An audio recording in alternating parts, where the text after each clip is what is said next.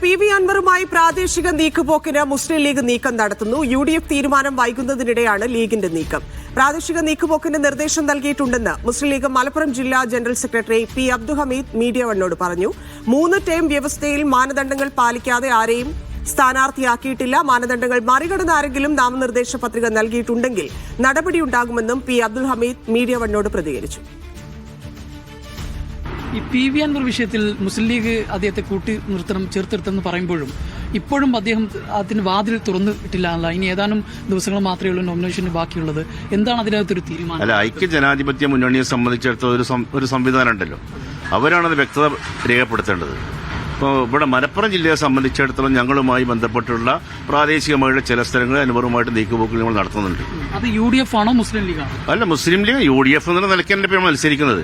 മലപ്പുറം ജില്ലയിലെ എല്ലാ തദ്ദേശ സ്വയംഭരണ സ്ഥാപനങ്ങളും ഞങ്ങൾ മത്സരിക്കുന്നത് UDF ആയിട്ടാണ്. അപ്പോൾ സ്വാഭാവികമായിട്ടും ഞങ്ങൾ പല സ്ഥലങ്ങളിൽ അൻവറിന് സ്വാധീനമുള്ള മേഖലയിലൊക്കെ തന്നെ അൻവറുമായിട്ട് സഹകരിച്ച് പോകണം എന്നുള്ളത് തന്നെയാണ് മുസ്ലിം ലീഗിന്റെ അഭിപ്രായം. പിന്നെ എന്താണ് അത് അതിനൊരു തടസ്സമായി? അല്ല, തടസ്സം സംസ്ഥാന തലത്തിൽ ചിലപ്പോൾ ഒരു തീരുമാനം വരാനുള്ള ഒരു താമസമായിരിക്കും.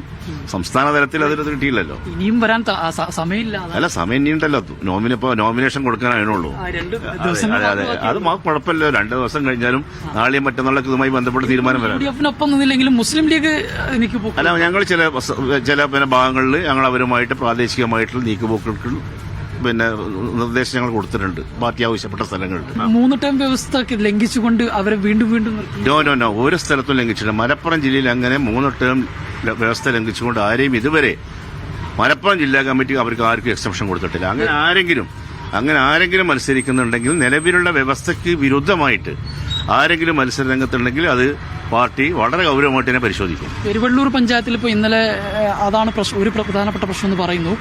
ബ്ലോക്കിലേക്ക് മത്സരിക്കുന്ന ഒരു ആൾ മുസ്ലിം ലീഗിന്റെ പഞ്ചായത്ത് ഭാരവാഹി തന്നെ, അദ്ദേഹം 3 തവണ മത്സരിച്ച് ആളാണ്. അല്ല, ഞാൻ പറഞ്ഞ മാനദണ്ഡം മറികടന്നുകൊണ്ട് ഒരാളെ മത്സരിപ്പിക്കാൻ സമ്മതിക്കൂല. അങ്ങനെ നോമിനേഷൻ ഉണ്ടെന്നുണ്ടെങ്കിൽ അത് ഞങ്ങൾ മരവിപ്പിക്കും. നിലവിലുള്ള വ്യവസ്ഥ ലംഘിച്ചുകൊണ്ട് ഏതെങ്കിലും നോമിനേഷൻ എവിടെയെങ്കിലും ആരെങ്കിലും കൊടുത്തിട്ടുണ്ടെങ്കിൽ അത് പാർട്ടി പരിശോധിക്കും, പാർട്ടിയുടെ ശ്രദ്ധയിൽപ്പെട്ട് കഴിഞ്ഞാൽ.